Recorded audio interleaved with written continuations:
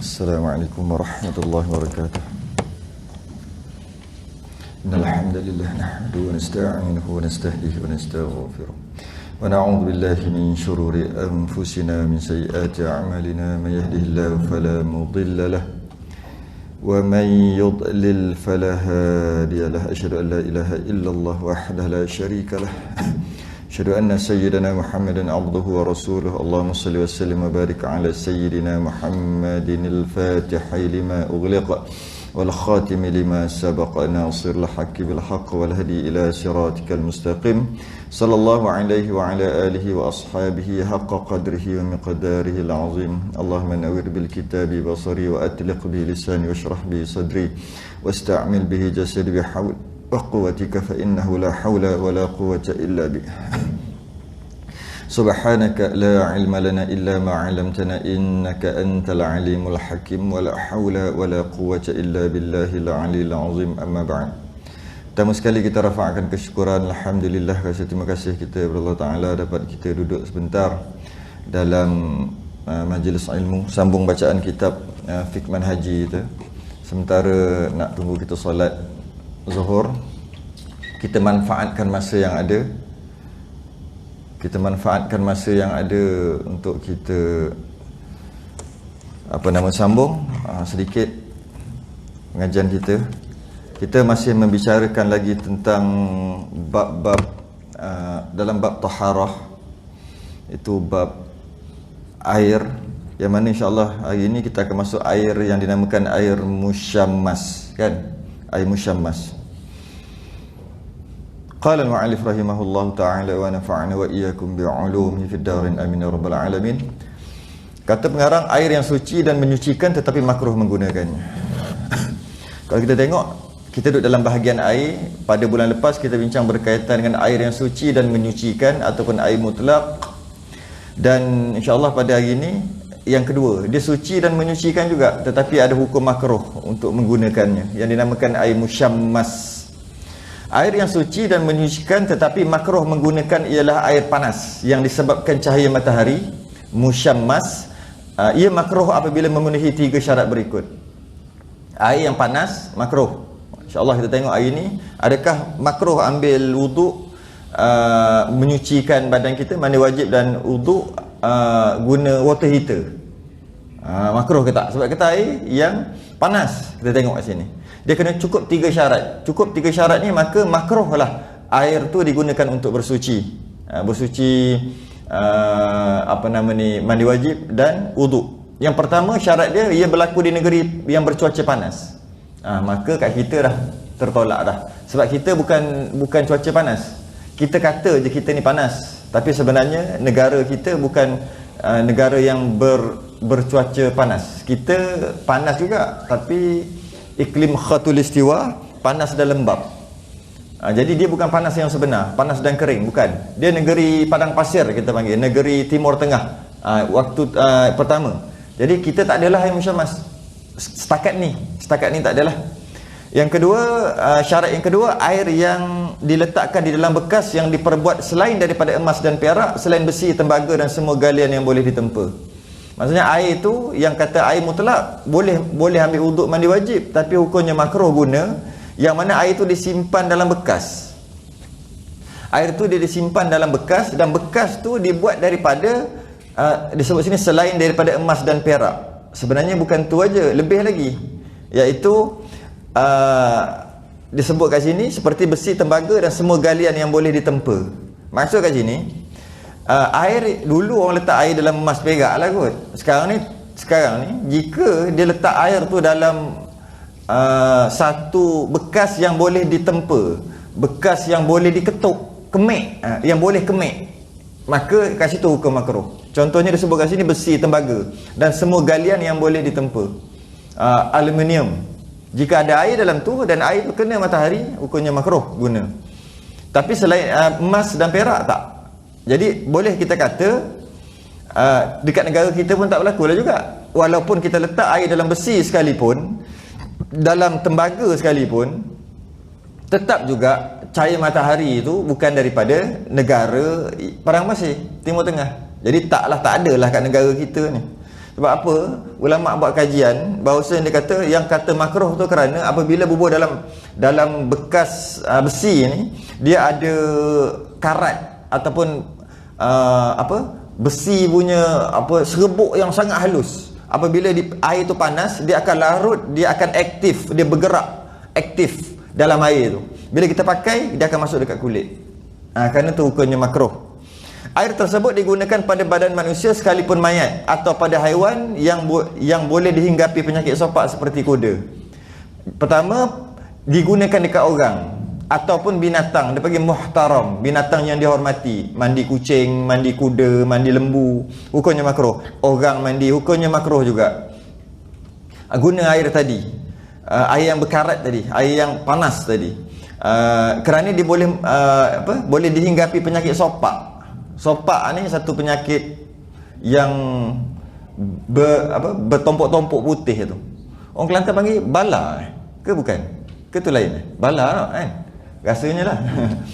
Dia macam bertompok-tompok, ada putih, lepas tu ada warna kulit dia warna biasa, warna tu ada kulit dia warna putih. Sebenarnya perbezaannya tak ketara. Jika orang tu orang berkulit putih, dia tak ada ketara pun perbezaan di antara sopak dengan kulit biasa sebenarnya. Tapi bila dia tu putih, ada sopak, vitiligo kan, ada sopak dekat muka, dekat tangan. Bila kena cahaya matahari tu tidak boleh menghitamkan yang putih tadi tu, bahagian yang putih tu tak boleh. Dia hanya boleh menghitamkan kulit yang normal, kulit yang sihat. Bila macam tu, kulit yang sihat makin lama makin gelap, makin lama makin gelap. Kerana itulah nampak beza yang sangat terang. Sangat terang perbezaannya. Jadi katanya kesimpulannya, air musyammas dia kena memenuhi 4 syarat. Yang pertama, negeri panas, air terjemur dalam bekas besi, kena pada badan manusia ataupun binatang. Jika buat basuh baju, buat siram pokok, tak ada masalah. Okey. Dan digunakan, yang tu tak dalam kitab kita. Yang nombor 4 tambah dobek sikit, yang keempat digunakan ketika panas. Jadi kalau digunakan ketika sejuk, maka ketika air itu dah sejuk, maka tak makruh dah.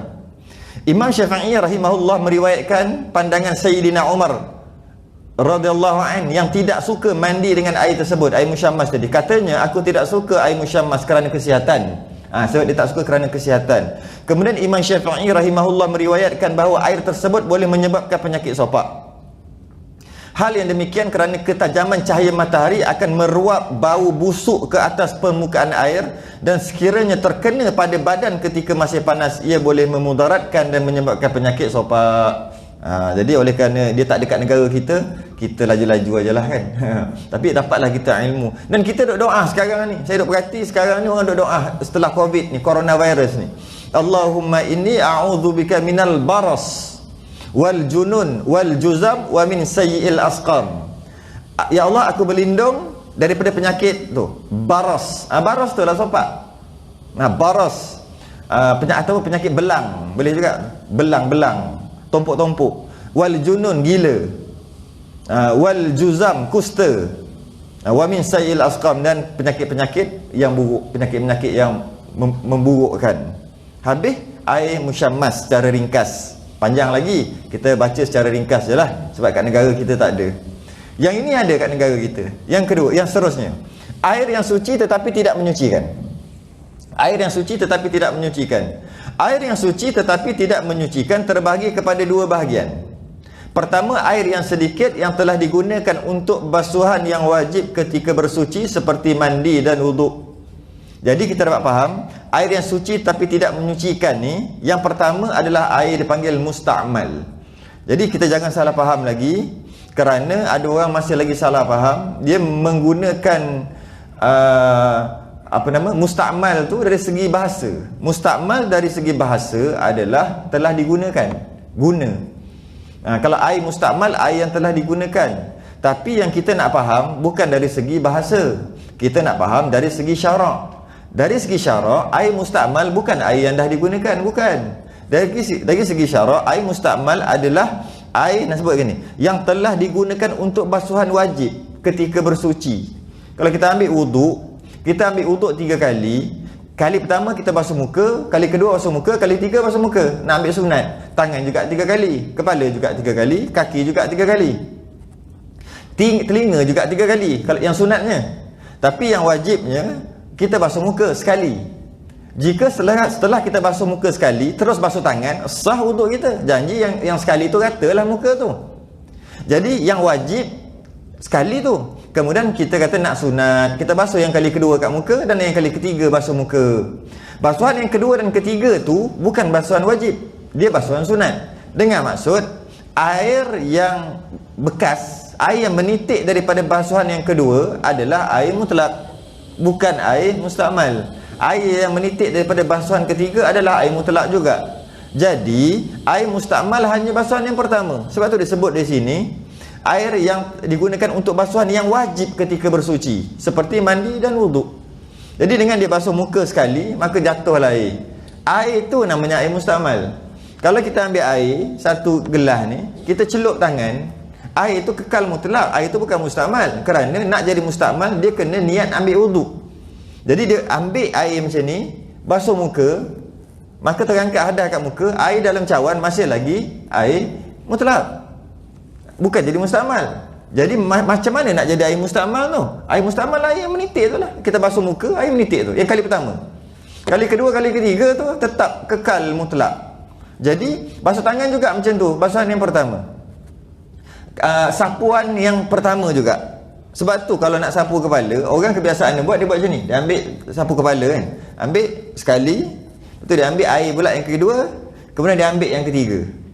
Sedangkan tak perlu macam tu. Tak adalah sampai tahap apa, cuma tak perlu macam tu. Untuk ambil wuduk, kalau kita faham berkaitan dengan air mustakmal dengan air mutlak, kita mengaji sungguh-sungguh. Ketika kita basuh muka, air kena mengalir. Betul, basuh pertama air mengalir. Kali kedua sunat, air kena mengalir juga. Kali ketiga air kena mengalir juga. Yang sunat tadi berbeza dengan kepala. Kepala tak perlu air mengalir, dia sekadar basahan, basuh tangan, dah basah, sapu je lah kepala, maka terangkatlah hadas kat kepala tu. Yang wajib selesai lah. Yang kedua, ambil air baru, sapu. Dan yang ketiga tak perlu ambil air dah, kerana tangan tu masih lagi basah. Jadi maksudnya dari segi sapuan kepala, yang tepatnya adalah basuh tangan, dia dah basah, sapu kepala, basuh kali kedua untuk buat yang sunat, sapu, yang ketiga sapu aja. Jadi macam ni lah jadinya. Kalau ni part macam tu. Bukan kalau buat pun tak apa, tapi bukan tu kaedahnya. Kerana nak sapu kepala tu tak perlu air, yang perlu basah aja kan. Kalau perlu air kena ambil macam ni, ambil tuang. Tak perlu air, dia janji menghantarkan kebasahan dekat kepala. Jadi kalau kita tengok orang mengaji, dia takkan buat macam ni. Orang mengaji ambil wuduk, setakat belajar sungguh-sungguh lah, ada belajar kitab. Bukan mengaji belajar dengar-dengar macam tu, tengok-tengok TV, belajar bukan lah. Belajar masa darjah 5 itu kan. Yang belajar sungguh-sungguh, dia masa ketika dia sapu kepala, dia akan ambil air satu, yang kedua, yang ketiga terus. Sebab kenapa nak ambil yang kali ketiga? Bukan kata tak boleh. Sama juga sapu ni telinga. Kita dah berhati ada orang ketika dia ni telinga sunat sapu, bukan basuh. Dia basuh, air meleleh, ambil air macam tu 3 kali. Tidak, dia suruh sapu dengan maksud macam mana sapu kepala, macam tu juga sapu telinga. Untuk dapat fadilat, cuma ambil air macam ni. Dah dapat fadilat dah. Sini je, kenakan je. Tapi yang terbaik, yang sempurna, buat lalu ikut dia punya highway ni kan, masuk pusing, lepas tu yang belakang pergi depan kan. Itu yang sunat. Mula masuk ni, lepas tu lalu ikut highway dia. Kan dia ada highway ni. Tangan ni biar dulu. Dah habis dah, baru letak ni kat belakang. Boleh ni, macam ni pun boleh tak? Betul? Yang ni, itu nak dapat yang akmal. Tapi sekurang-kurang nak dapat fadilat sapu telinga sunatnya pun, ambil air macam ni dah, sekurang-kurang. Tapi ambil yang akmal lah, yang sempurna lah. Lalu sama juga, 2 lah maksudnya. Cuma bila kita tahu ianya adalah sunat, maka yang tak perlu basuh telinga, cuma sekadar sapu. Jadi tak perlulah ambil air 2-3 kali. Basuh tangan sekali, lepas kepala 1, 2, 3, masih lagi basah. Kalau dah kering sikit, tak apalah ambil air sunat, ambil air lain, 2 basuh, letak 1, terus tak payah ambil air dah. Sebab masih lagi basah tangan tu. Sebab walaupun kita buat 2 kali 3 kali, dia tak akan jadi mustakmal. Basahan tadi, air tadi tak akan jadi mustakmal. Kerana air mustakmal, sebut tu, yang digunakan untuk basuhan yang wajib ketika bersuci. Telinga sunat. Jadi kalau kita tengok, kalau orang mengaji, orang belajar, ambil wuduk dengan orang tak belajar, memanglah benda tu simple aja. Kita akan tengok perbezaannya. Kita akan tengok, orang ni orang belajar, yang ni orang tak mengaji. Macam itulah. Okey. Macam tu juga mandi wajib sebut sini. Dalilnya suci. Dalilnya air mustakmal tadi, air yang suci tapi tak boleh menyucikan. Air mustakmal ni dia suci tapi tak boleh menyucikan. Maksudnya dia tak boleh ambil wuduk dengan bekasan dia mandi wajib, air bekasan mandi wajib tu dia ambil wuduk tak boleh. Tapi dia tu suci, dia bukan najis. Dalilnya daripada Jabir bin Abdullah radhiyallahu an berkata, jaa Rasulullah sallallahu alaihi wasallam ya'uduni wa ana maridun la aqilu fatawadda'a wa sabba min wudu'ihi alayya. Rasulullah SAW datang menziarahiku ketika aku sakit dan tidak sedar, lalu baginda berwuduk dan mencurahkan air wuduknya ke atasku. Sekiranya air wuduk itu tidak suci, daripada hadis tadi, baginda tidak akan mencurahnya ke atas Jabir. Kalau air itu tak suci, air apa? Air mustakmal tadi tu. Maknanya air mustakmal tu suci, cuma tak boleh menyucikannya. Dalil air ini tidak menyucikan pula berdasarkan hadis Rasulullah SAW daripada Abu Hurairah bahawa Nabi SAW bersabda, la yaghtasilu ahadukum fil ma'id daimi ay ar-rakidu wa huwa junubun faqalu ya Abu Hurairah kaifa yaf'alu qala yatanawaluhu tanawulan. Janganlah seorang daripada kamu mandi dalam air yang tenang dan tidak mengalir sedangkan dia junub. Lalu para sahabat bertanya, wahai Abu Hurairah, bagaimanakah sepatutnya dia lakukan? Jawab Abu Hurairah, cedok dan mandilah dengan air itu. Sama lagi, hukum berwuduk dalam keadaan tersebut sama dengan hukum mandi kerana kedua-duanya mengandungi tujuan yang satu, iaitu mengangkat hadas. Hadis ini membawa maksud bahawa mandi di dalam air tersebut menyebabkan terkeluar daripada sifat menyucikan. Sekiranya ia tidak membawa maksud tersebut, Rasulullah SAW tidak akan melarangnya daripada berbuat demikian. Hadis ini difahami untuk air yang sedikit berdasarkan dalil-dalil yang lain. Ni cerita yang para sahabat duk cerita. Kalau nak mandi wajib, kalau air tu sikit, bila sebut sikit, kurang 2 qullah. Air tu sikit, jangan terjun dalam tu. Jadi kenapa jangan terjun? Padahal itu mutlak terjun ajalah. Ni para ulama dia bahas. Dia kata, kalaulah air tu dengan terjun, air tu sikit, bukan terjun lah, masuk bathtub. Bathtub tu tak sampai 2 qullah, tak sampai. Nak mandi wajib, masuk je lah dalam tu. Kenapa perlu cedok kan? Masuk ajalah sebab air mutlak. Dia kata kat sini, Abu Hurairah larang, jangan buat macam tu. Nak cedok. Jika lebih 2 qullah tak apalah. Kolam besar, laut, sungai tak apalah.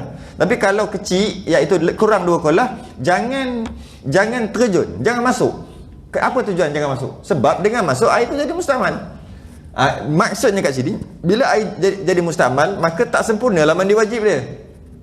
Kenapa pula tak sempurna? Kan air tu maka air tu ada betul suci tapi tak menyucikan dah. Sebab tu tak boleh masuk. Sebab tu kena cedok. Yang kedua, air mutlak yang bercampur dengan sesuatu yang suci, kebiasaannya boleh dielakkan. Yang tadi namanya air yang suci tapi tak menyucikan, namanya air mustakmal. Yang tadi selesai dah satu.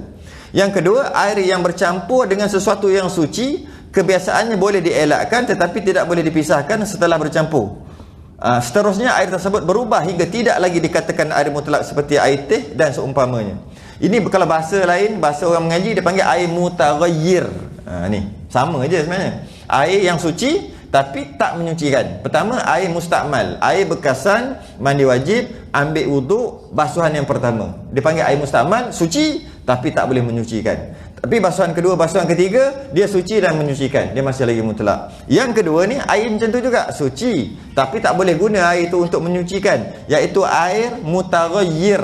Istilah dia panggil. Air ni air yang berubah. Asalnya air warna putih, tiba-tiba air itu jadi warna lain. Kalau dari segi warna, dia berubah sifat. Katalah masuk sirap, dia jadi merah. Bila dia jadi merah, air itu jadi merah, air itu air mutlak ke tak? Tak mutlak dah. Sebab dah bertukar dan dia masuk, dia kata apa ni? Masuk sesuatu yang suci tetapi tak boleh dipisahkan. Setelah masuk sirap dalam air itu berubah jadi merah, cuba keluarkan sirap balik. Tak boleh. Sebab tu namanya air mutaghayyir. Kalau nak tambah lagi, air mutaghayyir jenis mukhalid. Jenis sebati. Mukhalid tu sebati. Sebab ada air mutaghayyir yang jenis bukan sebati. Ada juga. Yang ni dalam bahas dalam bab ni air yang sebati. Jadi air mutaghayyir, air yang bercampur dengan sesuatu, campur nila, termasuk nila. Jadi biru dah air. Kemudian macam mana nak keluarkan biru nila balik? Tak boleh dah. Maka air tu namanya air suci tapi tak boleh menyucikan. Air itu adalah air mutaghayyir yang disebut kat sini. Disebut, bagi contoh apa kat sini? Seterusnya air tersebut berubah hingga tidak lagi mutlak seperti air teh. Samalah. Masuk teh automatik jadi kuning. Keluarkan teh boleh keluar. Kuning tu keluarkan sekali. Tak boleh. Jadi air tu suci tapi tak menyucikan. Suci tapi tak boleh ambil wuduk, tak boleh mandi wajib dengan air teh, air syirap tadi, air nila tadi. Okey. Termasuklah air klorin. Air klorin pun tak boleh juga. Cuma jika air mutaghayyir ni, air yang bercampur dengan benda suci ni, dia berubah sikit, dimaafkan. Maksud dimaafkan masih lagi mutlak. Jika berubah sikit. Kalau sikit aja, kalau kita ambil sirap, kita buat dalam ni. Kalau sirap 3 titik, agak-agak jadi merah. Bukan 3 sudu, 3 titik. Merah sikit kot kan? Sikit je kot kan? 3 titik. Jadi berubah tapi sikit, masih lagi mutlak. Tapi kalau dia merah banyak, dah tak mutlak lah. Macam tu jugalah dalam berubah dengan lain. Teh, ambil teh sikit lah. Bukan satu uncang sikit bubuh 2-3 urat teh ke, dia berubah jadi kuning sikit, nampak sikit, nampak tak nampak aje. Masih lagi mutlak. Macam tu juga air klorin. Jika macam tu juga dengan bau. Tadi dengan warna, dengan bau sama juga. Bau sikit-sikit dimaafkan. Bau kuat tak dimaafkan klorin. Jadi buka dulu, tunggu. Orang duk cuci tangki kan, dia akan bau klorin kuat mula-mula tu kan, kena buang. Kalau tidak, wuduk tak sah, mandi wajib tak sah. Ataupun simpan air tu, tunggu 2-3 hari, dia hilang bau. Boleh? Boleh juga. Samalah. Jadi apa nama ni, macam tu juga air sabun. Air sabun yang tu, ambil sabun sikit je, ambil secubit sabun, masuk dalam satu cawan. Cuba rasa air tu macam licin dah sikit je. Yang tu masih lagi mutlak sebab sikit. Tapi cuba ambil satu sudu, tak boleh dah. Air tu jadi air suci tapi tak boleh menyucikan. Jika benda suci yang bercampur tersebut bersamaan dengan sifat air pada rasa bau dan warna, seperti air bunga mawar yang telah hilang sifatnya, ia hendaklah dibandingkan dengan kadar bahan lain yang mempunyai perbezaan sifat sederhana, seperti jus delima untuk menentukan aspek perubahan rasa, jus anggur untuk menentukan aspek perubahan warna, dan rumpai lazan untuk menentukan aspek perubahan bau. Baca lagi. Sekiranya diandaikan berlaku perubahan disebabkan percampuran tersebut, maka ia menjadi air yang suci tetapi tidak menyucikan, mutaghayyir. Hal ini kerana ketika itu ia tidak lagi dinamakan sebagai air mutlak, sedangkan syarak mensyaratkan air yang dibuat bersuci adalah air mutlak. Yang ini sepatutnya siapa baca kena faham, sebab bahasa Melayu dan moden. Kalau kitab lama lagi teruk lagi tulis ni, lagi susah nak faham. Ini simple aja. Ini pun rasanya orang tak boleh nak faham lagi. Dia bagi contoh, macam mana kalau air, benda tu, benda lain bukan campur nila. Kita buah nila kan berubah sikit. Kalau berubah banyak, air tu air jadi suci tapi tak mencucikan. Berubah sikit dia maafkan. Itu sebab dia ada warna. Sirap dia ada warna. Kadang-kadang ada air tu dia macam warna air mutlak. Jadi kalau masuk tak akan berubah. Jadi adakah air tu air mutlak ataupun tidak? Kita ambil contoh, dia bagi sini air mawar. Orang yang mandi jenazah dia tahu. Air mawar tu lah. Orang mandi jenazah dia akan ada air mawar satu botol tu. Air mawar tu warna putih. Macam air kosong. Tapi bau. Okey, jadi katakanlah masuk air mawar, yang mana air mawar tu dah tak bau mawar. Boleh kalau tak ada orang mati. Bila tunggu orang mati, tak ada orang mati-mati. Tukar mandi jenazah ni kan apalah tak ada mati-mati. Tak ada. Jadi tak ada kerja. Jadi dia boleh air mawar dah standby. Setelah 3 tahun, air mawar tu tak bau mawar dah. Dia tak bau apa-apa. Okey, katalah yang itu masuk satu sudu dalam ni. Berubah? Memang tak berubah sebab air mawar tadi dah hilang bau, rasa, warna semua dah hilang. Jadi nak cerita kalau masuk satu sudu, maknanya mutlak lah. Kalau bubuh separuh air, separuh lagi air mawar yang hilang bau tadi. Semua jadi mutlak lah kalau macam tu. Takkanlah pula. Sebenarnya air mawar tu ada warna, ada bau. Sebab dia hilang bau je. Macam mana nak kira air tadi tu? Tu dia kata takdir kan tadi tu. Takdir kan.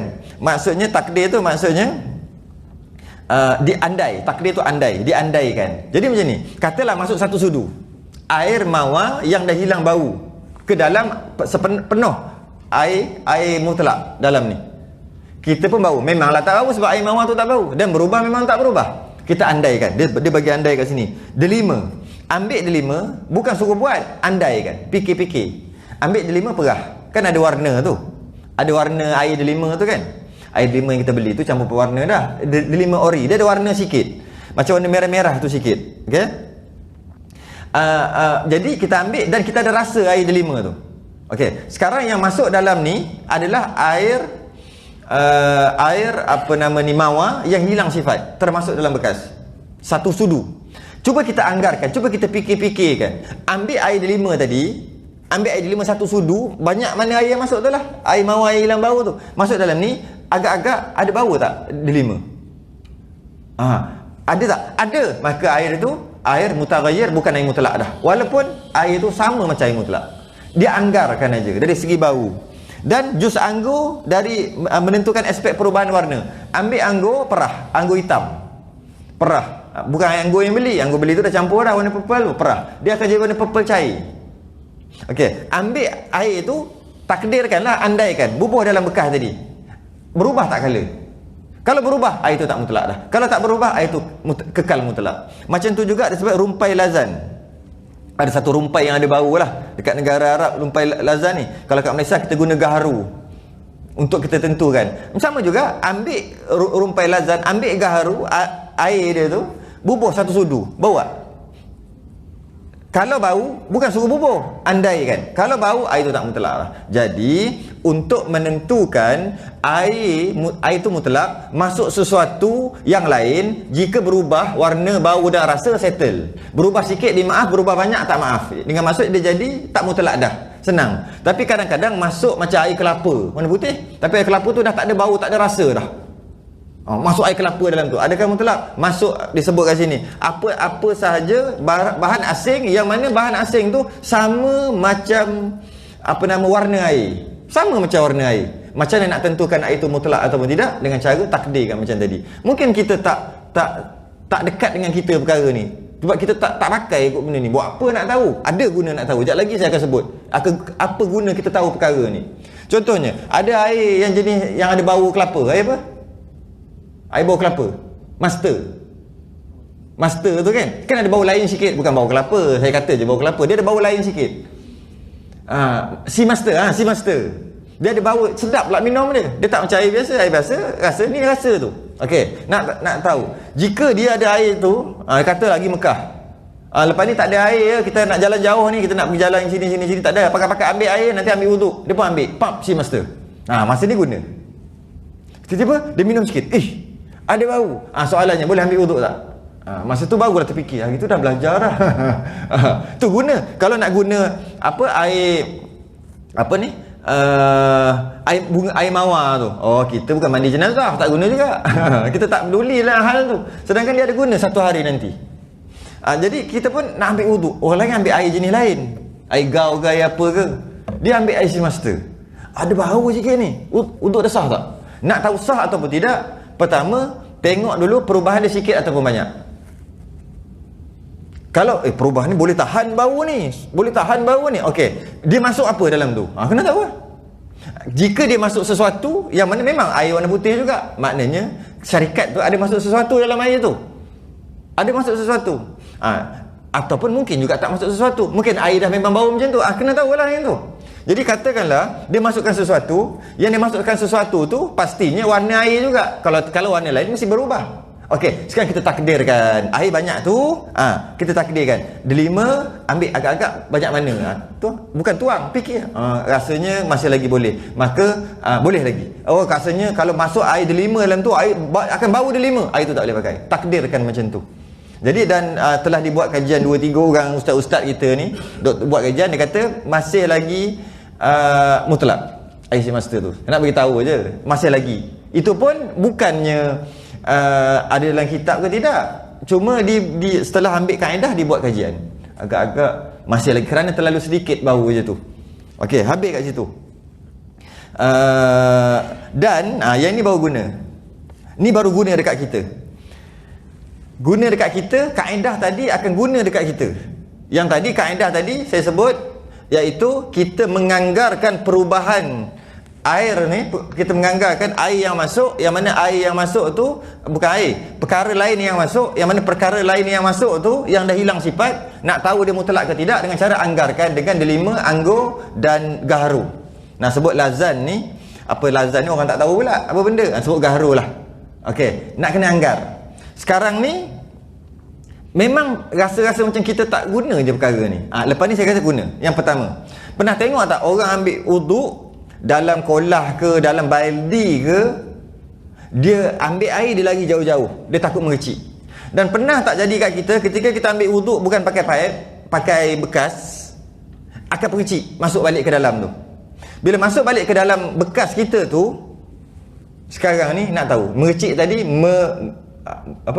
menyebabkan air tu tak jadi mutlak ke, memustakmalkan semua air ke? Contoh kita ambil air telaga orang dulu, dia ambil basuh muka 2 minit ni kali pertama, dia jatuhkan balik bekas tu, golek macam ni kan. Orang dulu dia tahu, orang sekarang dia tahu dah. Golek macam ni, golek macam ni, dia masuk tenggelam, tarik. Masa tarik tu air menitik, dia alamak pop masuk dalam bekas tadi. Bekas satu je, bekas nak angkat air telaga tu satu je, masuk balik. Soalannya mustakmal tak? Tu satu soalan. Yang kedua, itu orang dulu. Orang sekarang mungkin dia dalam gayung, dia ambil gayung, nak ambil macam tu, dia bubuh sikit air kat sini, nak basuh tangan ke, ambil betul, sahaja aku ambil wuduk, pup, dia ambil gayung, tuang, letak balik kat sini, sahaja aku ambil wuduk, pup, pium, 3 titik, plop masuk. Air mustakmal ke tak? Memang air mustakmal tu, yang menitik tu, air tu jadi macam mana? Yang tu dua keadaan. Keadaan yang ketiga, satu baldi, satu besen duk jauh sikit, air tak ada lah biasa ni. Katalah air tak ada, dia letak besen, nak ambil wuduk cepat-cepat, dah lewat dah ni, nak semayang ni, ambil wuduk. Dia pun ambil air dalam besen tu untuk dia wuduk atau mandi wajib. Mandi mengecik. Okey, sekarang ni air tu mustakmal ke kekal mutlak? Kita tak boleh kata mutlak sikit sangat, tak boleh juga. Kita tak boleh kata mustakmal semua jadi, tak boleh juga. Dia ada kaedah. Kaedah dia macam ni. Macam mana? Okey, kita tengok. Katalah ambil satu gayung, ambil satu cawan dulu, ada air satu cawan je nak ambil wuduk, ambil botol kan, nak basuh muka kan, maknanya air dalam ni tinggal sikit lah, tinggal sikit ni. Okey, mercik tiga kita nampak, yang kita nampak lah 3 titik. Sekarang ni air mustakmal ke tak? Ke mutlak lagi? Senang aja, guna kaedah tadi. Kalau 3 titik tu air, dia begitu air apa? 3 titik tu air 5, air dia 5, bukan 5 beli kita anggarkan. Jadi nak tak nak, kami dulu lepas belajar dulu kat pondok dulu, kami pergi cari dia 5, kami pergi cari apa anggur, beli kongsi duit, nak tahu, nak supaya faham sungguh. Kemudian kami perah, oh macam ni rupanya yang kita minum ni color je. Baru tahu. Jadi ambil dia 5, perah, dia akan ada rasa dia 5 tau. Ambil macam ni rasa, bubuh dalam air satu cawan, tak rasa dia 5 tu, rupanya dia tak power pun rasa dia 5 ni. Ambil perah sebiji tu, dapat 2-3 sudu je. Bukan perah pakai bensin, perah pakai macam tu je, 2-3 sudu je. Ambil bawa dalam mak, tak apa-apa nak rasa pun dia 5, campur air, tak apa-apa nak rasa. Rupa-rupanya. Tapi pakai 5 yang beli tu, bubuh sikit dah rasa dah, tu bukan ori lah maksudnya. Okay. Jadi kalau kita ambil setitik air 5, 3 titik, ambil 3 titik, bubuh dalam cawan yang ada air banyak ni, tek 3 titik, bau tak? 5 tak bau. Okey, bila tak bau, kenapa ambil 3 titik? Sebab kita sedang menganggarkan 3 titik air mustakmal masuk tadi. Ketika nak ambil wuduk ni, kena laju lah fikir, bukan kena kejap-kejap pergi kedai beli dia 5, bukan, anggaran. Sebab tu disebut kat sini, bahasa apa dia guna? Andai. Dia andaikan berlaku perubahan, disebut andai. Jadi 3 titik tu masuk, tak berubah bau. Adakah air tu mutlak? Belum lagi, dia kena 3. Okey, yang kedua, ambil pula air anggur, perah. Jadi warna dia akan warna purple cair. Ambil 3 titik. Kenapa 3 titik? Sebab kita sekarang menganggarkan air mustakmal yang 3 titik masuk. Nak tahu mutlak ataupun tidak? Tengok, 3 titik tak berubah air banyak ni. Okey, maknanya 2 selesai. Yang ketiga, dia suruh ambil rumpai lazan. Kita nak ambil apa? boleh ambil kayu gaharu. Gaharu, tapi gaharu pun orang tak berapa pakai sangat, dia kata bau busuk. Nak satu bau yang agak tak kuat sangat. Dia bukan macam bau kemian, bukan. Dia bau sederhana. Dia agak bau sederhana. Jadi ambil 3 titik, pap. Menentukan aspek perubahan bau. Adakah berbau dengan 3 titik tu? Jika gaharu asal, bukan yang ekstrak ni, asal, tak bau. Dan kita boleh ambil, dia tak sekuat kemian. Tak sekuat kemian dia punya kuat tu. Dia rendah aja, sederhana aja dia punya bau tu. Letak 3 titik, adakah bau? Tak bau. 3 selesai, maka itu mutlak. Tu salah satu je berubah, maka itu tak mutlak. Jadi kalau katakan masuk satu sudu, maksudnya masuk 10 titik. Oh, ni ambil wuduk apa benda ni, ambil menutup. Katalah 10 titik. Jauh lah sikit. Okey, sekarang macam mana nak anggarkan? Senang aja. Kalau masuk ada 5, kita kata masih lagi bau sikit, maka dia dimaafkan lagi. Sikit sangat, tak ada masalah. Apa nama, anggur, 1 sudu, masih lagi tak berubah. Kalau berubah pun sikit aja, masih lagi mutlak. Yang ketiga, masuk apa nama, dari segi bau, rumpai lazan ataupun gaharu, yang itu akan bau. Maka satu aja berubah, air itu bukan mutlak dah. Air itu dah air mustakmal. Jadi untuk kita menentukan air yang mercik ke dalam kolah, ke dalam besen, ke dalam gelas, ke dalam apa-apalah yang kita duduk ni, kita rasa tak guna sekarang ni, akan datang nanti dia akan berguna bagi kita. Maka senang aja kita anggarkan. Jadi biasanya jika dia tak letak gelas bekas dia kat bawah, dia letak kat sini, biasanya mutlak lah mercik tu. Tak mungkin lah mercik, ambil untuk mercik, tak ada. Datang dulu tup nampak 2-3 titik macam tu je. Boleh dikatakan secara umumnya air yang mercik masuk dalam besen, masuk dalam baldi, masuk dalam gelas, kalau kita ambil air tu biasanya kekal mutlak. Jadi tak payahlah ambil air lagi jauh-jauh basuh. Saya pernah tengok ambil air kat sini lagi takut mercik, tak payah, ambil ajalah. Mercik 1, 2, 3, 4, 5 titik tidak memustakmalkan air, kerana kalau kita takdirkan, kalau kita andaikan dengan 3 perkara tadi, dia tak berubah pun. Masa tu baru guna kaedah tu. Dekat air mustakmal. Dah habis dah 25 dah. Akan datang insya-Allah kita akan, kalau dah di ni esok dah tak boleh kuliah dah esok. Kita akan sambung bulan depan. Jika ni air mutanajis. Air yang masuk najis kat dalam tu. Air mutanajis dia special sikit. Masuk kena najis sikit aja, tak berubah, mutanajis dah. Tak berubah. Air banyak, satu sungai, satu laut air, tapi berubah dengan najis. Katalah babi mati dalam tu, semua bau babi air tu, air sungai tu. Semua air sungai tu tak mutlak dah. Maksudnya air sungai, walaupun satu sungai, walaupun satu laut sekalipun. Kalau air tu sikit, najis kena, sikit je, ambil najis, tarik cicak, bubuh dalam baldi. Keluarkan balik, air tu semua mutanajis dah, walaupun tak berubah. Tapi kalau air tu banyak, tak berubah, air tu kekal mutlak. Jika air banyak dengan maksud lebih 2 kullah. Tapi kalau air tu lebih 2 kullah, satu laut sekalipun, berubah dengan benda najis, semua jadi mutanajis. Tu air tu kita akan bahas satu-satulah. Dan kita akan kira berapa berat 2 kullah. Berapa tu? Berapa tin minyak tanah. Orang dulu pakai tin minyak tanah, orang sekarang pakai berapa ni? 500 kati Baghdad. Siapa tahu? 500 kati Baghdad banyak ni. Kita akan buat kiraan bulan hadapan jika ada lagi lah. Kita sudahi dengan tasbih kafarah dan suratul subhanakallahumma wa hamdika asyhadu an la ilaha illa anta astaghfiruka wa atubu ilaik. Bismillahirrahmanirrahim. Innal insana lafi khusr alladziina aamanu wa 'amilus solihati wa sabar. Assalamualaikum warahmatullahi wabarakatuh.